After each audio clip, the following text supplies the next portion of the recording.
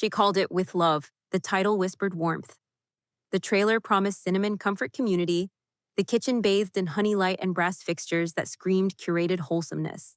But what arrived on Netflix in January 2025 wasn't just a lifestyle show. It was something colder, cleverer, and far more calculated. This wasn't tea and healing, this was satire with buttercream frosting. And the first person to taste the bitterness wasn't a royal aide, it was a comedian, Whitney Cummings.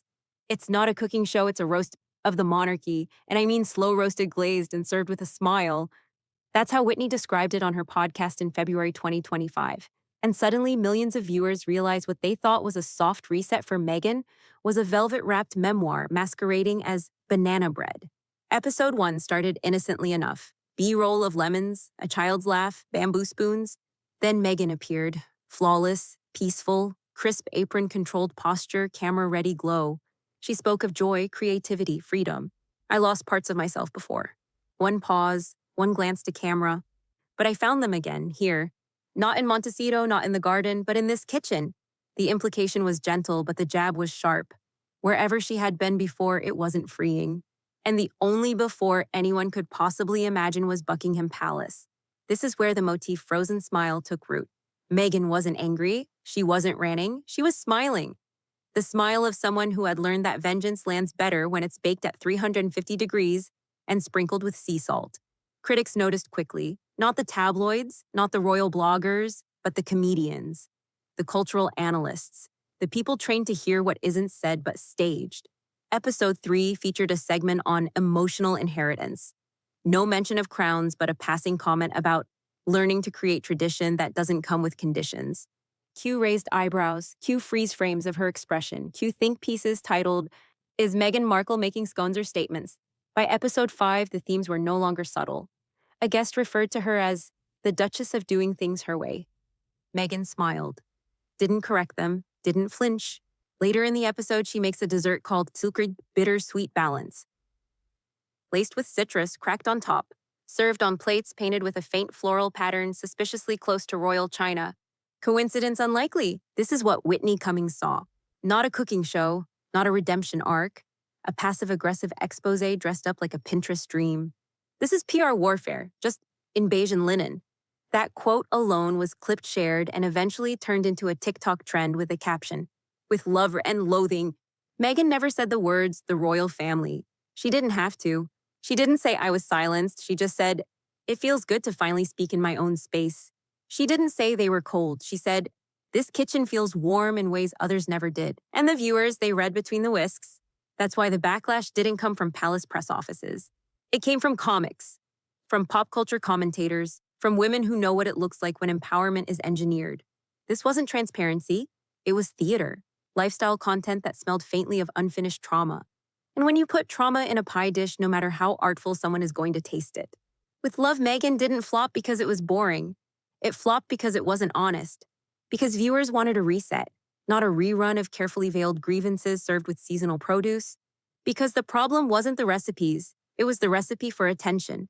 And so the smile stayed frozen, the light stayed warm, but under all of it, the narrative melted. And in stepped Whitney Cummings with a mic and a match. This isn't food, it's foreplay for another memoir. And just like that, the tea spilled. Not from a broken teacup, but from a script that was never as sweet as it seemed. Meghan never once says the words royal family in her Netflix show. She doesn't need to. Because every lemon placed, every quote framed on a kitchen wall, every teacup angle and off-camera sigh whispers something much louder. I escape. And more importantly, I'm winning. Episode 2 opens with a dish called Reclaiming Comfort. The ingredients, lavender, rosemary, a touch of citrus. These are the flavors I go to when I need grounding, Meghan says, gently stirring. Cut to a guest nodding. No mention of where grounding was once denied. But we know the implication simmers. In another episode, she gently corrects Mindy Kaling, who jokingly refers to her as Markle. Actually, it's Sussex, still. Smiles all around, but the correction isn't casual. It's coded. A signal to the audience that title still matters. But on my terms. The home impeccable, but subtly curated. A vintage teacup with a faint crown etched upside down.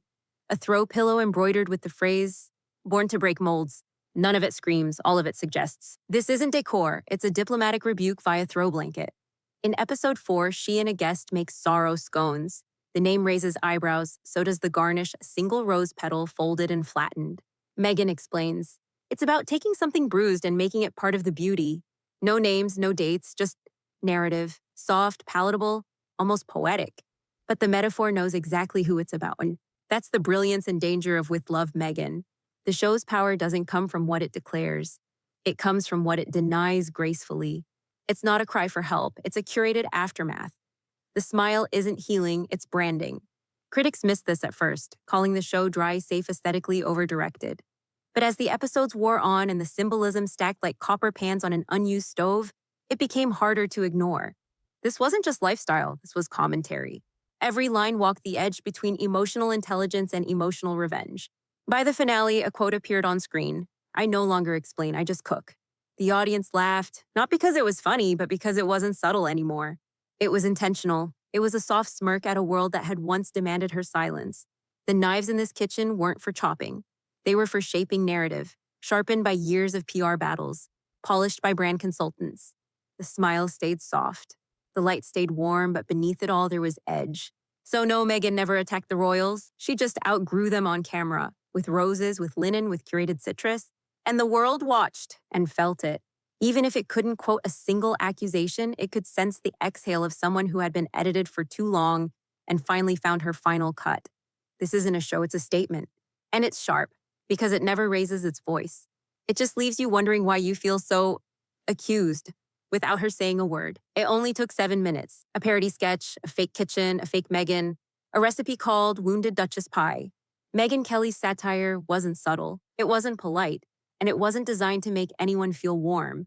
It was built to slice, and slice it did. Uploaded in April 2025 With Love, Meghan opened with a knockoff version of Meghan softly narrating. Here in my trauma kitchen, I use only the finest tears aged since 2018. It went viral in a day, not because it was mean, but because it was brutally accurate. Megyn Kelly wasn't the first to criticize With Love, Meghan, but she was the first to parody it so directly and to such effect that Meghan herself reportedly considered legal action. The show hadn't just been roasted, it had been flambéed. In the sketch, Meghan rebrands tea as trauma kino. She decorates cookies shaped like broken crowns. She sighs before saying words like growth, safe space, and never again. The parody didn't mock her trauma, it mocked the packaging of it. And viewers, thousands of them, laughed. Because it was saying what many were too nervous to admit, that the real Netflix show felt too polished to be sincere. In a week, the hashtag #WithLoveMeghan exploded. Reaction videos flooded YouTube. TikTok creators duetted the parody with lines from the real show matching quotes that seemed indistinguishable. The satire had exposed the blueprint, and suddenly everyone saw it. Even comedians like Whitney Cummings, who initially praised the aesthetics of the real series, pivoted. On her podcast, she said, I thought it was soothing, now I think it's anesthesia. A burn wrapped in silk. Meghan's team responded with silence. But behind the scenes, insiders leaked frustration. She felt betrayed by the media, blindsided by the tone. One source quoted her saying, they twisted my softness into a weapon. But that's the thing about satire. It doesn't invent, it reflects. And what it reflected clearly was that Meghan's lifestyle show was no longer being watched as healing. It was being watched as performance. The crown-shaped cookie didn't help. The slow pans across heirloom china didn't help. The floral apron and candlelit monologues felt after the parody like stage props. Props in a play that now had a rival act. And because With Love, Meghan wasn't just parody, it was a mirror held too close, and it melted the glaze off the original show. Every bite of softness now felt suspect. Every camera pause felt like a cue. And Meghan, whether she meant to or not, was now a character in her own takedown. This wasn't cancellation, it was exposure. Not of secrets, but of structure. The audience saw the set, saw the script, and saw the glaze for what it was, a coat covering something more strategic than sincere. What Megyn Kelly did was brutal, but what the audience did next was colder. They watched the parody more than the real show. And that's not satire, that's a verdict. Whitney Cummings wasn't looking for a fight. But when With Love, Meghan aired and then got flambéed by Megyn Kelly, she did what comedians do best. She watched, she listened, and she didn't blink. On her podcast in May 2025, she paused the laughter, cut the banner, and said it. I think the tea got too steeped in strategy. That one line did more damage than any royal correspondent, because it came not from a tabloid, but from Hollywood, from someone who knew what curated vulnerability looked like. and more importantly, what it looked like when the audience was no longer buying it. Whitney had once supported Meghan, defended her from the vitriol, even reposted early clips of the show with heart emojis and captions like, "So calming, I want to live in this kitchen." But the shift was seismic. Because when comedians stop laughing with you and start smirking at you, you've lost control of the room. Whitney wasn't alone. Sarah Silverman referenced the show's lighting as emotional hostage lighting. Chelsea Handler joked about it being a self-care hostage video with extra saffron.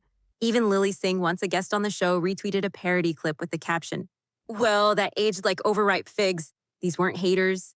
These were insiders, women who understood branding, healing, and storytelling. And their silence turning to satire was the shift Meghan's team didn't see coming. Because you can survive Piers Morgan, you can outlast the Daily Mail. But when the people who once applauded your resilience start parodying your balance bowls and legacy jams, you've gone from being the story to being the segment. Whitney's words hit harder because they weren't cruel. They were clinical. I don't think she's lying. I think she's too polished to be heard. That was the moment, not of exposure, but of expiration. The Meghan narrative wasn't collapsing. It was aging out, and Hollywood, always chasing the new voice, was done echoing the old one. With Love, Meghan wasn't satire, but it invited it. Not because it failed, but because it succeeded at the wrong thing. It built a lifestyle too perfect to be empathized with, too curated to be trusted. Whitney didn't cancel Meghan. She just offered a new framing. It's like the royal exit never ended. She just rebranded the exile. And that was Hollywood's quiet nod, not of approval, but of understanding. They saw the lighting, they saw the script, and they saw the freeze frame before the stage lights dimmed. It was supposed to be a lifestyle renaissance, a soft return, a warm rebrand, a table set for healing. But with Love, Meghan ended where most rebrands do, not with cancellation, but with questions. Questions that couldn't be drowned out by piano music or lavender glaze. What were we really watching? Was it a cooking show, a cultural manifesto, a veiled memoir with floral arrangements? Or was it something simpler, a performance so refined it stopped feeling human? By the final episode, the question wasn't whether Meghan had healed. It was whether the audience had healed from being asked to applaud the same wound again. And again, with better lighting. The motif's frozen smile, stage crumbles, crown crack didn't need to be pointed out anymore. They were baked in. And like sugar over fire, they burn. Whitney called it, Meghan mocked it, and Hollywood shrugged. Because when even your satire gets more traction than your sincerity, the game isn't just exposed, it's overplayed. No one doubts Meghan's pain, they doubt the packaging. They don't hate the tea. They just resent being told it's new and it tastes like the same old steep. And maybe that's the lesson here. Healing isn't a brand. It's not a lighting setup. It's not a catchphrase stitched onto a linen apron. It's messy, unstable, often off camera. So when Meghan served it up with perfect posture through curated grief and scripted delight, it didn't feel relatable. It felt market-tested. The crown didn't fall, but the glaze cracked. And inside, what viewers found wasn't bitterness, it was absence. Of depth, of risk, of true vulnerability. And now, as the credits roll and the kettle cools, the audience is left with a choice. Shah, team with Love, Meghan's still telling her truth, just softer. Iseker, team with Satire, the show was a royal roast in linen disguise. Team Teacup Shattered, we've seen behind the glaze, we're not sipping anymore. Because in the end, it wasn't the parody that broke the illusion. It was the perfection. Perfection so complete it made everyone look for the script. And once they found it, they couldn't taste the tea the same again.